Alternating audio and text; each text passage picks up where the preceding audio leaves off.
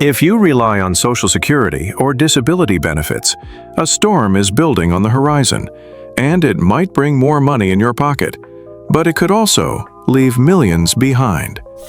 The year 2026 is now center stage. Why? Because new forecasts show Social Security's cost of living adjustment, or COLA, may surge higher than expected. The reason? Some are calling it the Trump bump, a projected spike in inflation sparked by renewed tariffs under former President Trump's policies. And if that forecast becomes reality, it could reshape the monthly benefits for millions of Americans. Let's break down what's happening. For decades, COLA has been the lifeline for seniors and disabled citizens. It's the government's way of acknowledging rising costs. Every October, they review inflation data from July, August, and September. If prices rise, your benefits rise, starting January the following year. This year's increase was 2.5%, but analysts now believe next year's could be much higher, thanks to growing inflationary pressure. According to the Motley Fool, the Trump-era tariffs may cause consumer prices to climb further, and that means a larger COLA adjustment. Let's talk numbers. June inflation data shows clear spikes. Non-alcoholic beverages, electricity, gas, produce, hospital services, clothing, and vehicle repairs, all up. Even dining out and renting a home are more expensive. Meanwhile, prices for essentials like poultry, eggs, and fish drop slightly, but the overall trend is clear. America is paying more just to survive. And here's the kicker. This inflation isn't evenly felt. Seniors are hit hardest. Their needs are unique, but the government's measurement system ignores that. Instead of tracking costs faced by retirees, they use CPI-W, a metric designed for urban workers. That's like using a carpenter's toolkit to fix a broken pacemaker. Still, the system stands. And now, with July underway, the third quarter CPI-W readings are what the Social Security Administration will use to set 2026's adjustment. Experts are watching the data closely. Why? Because June alone saw inflation spike to 2.7%. That's no small uptick. It's a signal. Back in January, the Senior Citizens League, a respected advocacy group, predicted a modest 2.1% raise. But with inflation climbing, they've revised it to 2.6%. Former policy analyst Mary Johnson pushed her estimate even higher, 2.7%. Let's be honest, that still may not be enough. Over the past 16 years, the average COLA has hovered around 2.3%, but inflation doesn't wait for approval. In 2022, it was 5.9%. In 2023, it jumped to 8.7%, the highest in over 4 decades. Seniors are still recovering from those shockwaves. And now, as inflation creeps upward again, the 2026 COLA could breach the 3% line if the trend holds. So, what does this mean for your wallet? A 2.6% bump would add about $52 to the average Social Security check. If inflation pushes that figure to 3%, retirees could see around $60 more monthly. Disability recipients might see an increase ranging from $41 to nearly $50. But here's the deeper truth. COLA increases are being devoured before they even arrive. Rising Medicare Part B premiums, estimated to jump by 11%, will eat up most, if not all, of the adjustment for millions. It's a loop that traps retirees year after year. Cost goes up, benefits barely follow, and the gap just keeps widening. Meanwhile, rent continues its quiet assault.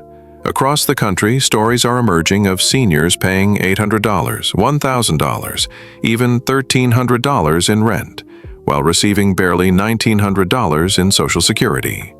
Add in utilities, medical bills, transportation, and food, the math simply doesn't work. And now another policy change is about to hit, with brutal consequences for the most vulnerable.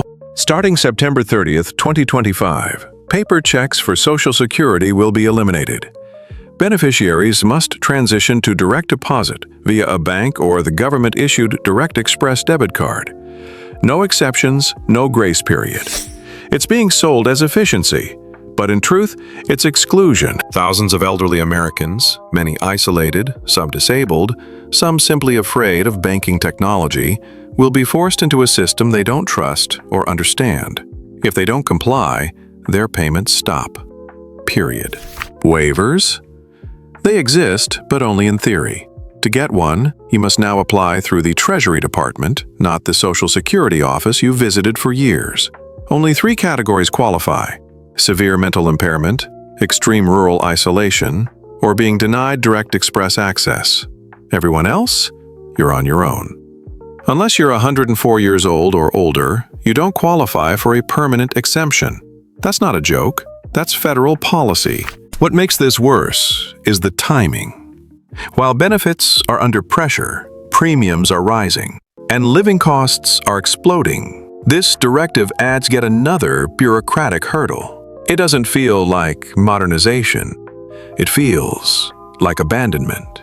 And if this were an isolated incident, perhaps it could be dismissed. But it's not.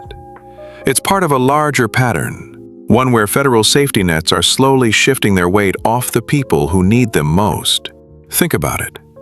COLA calculations are outdated. Exemptions are harder to get. Rent skyrockets while benefits crawl. Medicare premiums balloon. Food prices surge. And still, officials pat themselves on the back for a 2.6% increase.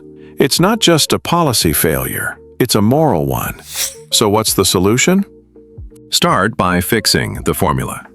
Replace CPI-W with a model that reflects senior spending. One that measures medical care, housing, food, and prescriptions more accurately. Second, protect COLA with a floor, a guaranteed minimum, year after year, regardless of short-term market swings. No American should see a 0% adjustment while inflation eats away their dignity. And third, stop punishing seniors for being cautious with technology. Offer support, not ultimatums. Because this isn't just about dollars. It's about the basic right to age with stability and respect. The fight for fair COLA is not over. The next few months, especially the inflation reports from July through September, will determine whether relief is real or just another empty promise. If inflation keeps rising, the government may be forced to respond. But if it doesn't, the burden will once again fall squarely on the shoulders of those least able to carry it. If this affects you, don't stay silent. Tap like, subscribe, and leave a comment. What's changed most in your monthly expenses?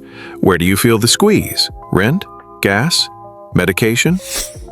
Because the data may show one version of inflation, but the lives of real people tell another story. And here's the question no one in Washington wants to answer. What happens when an entire generation stops believing this system was ever built to protect them? Stay alert, stay informed, and stay ready. The next announcement may be the one that decides your future.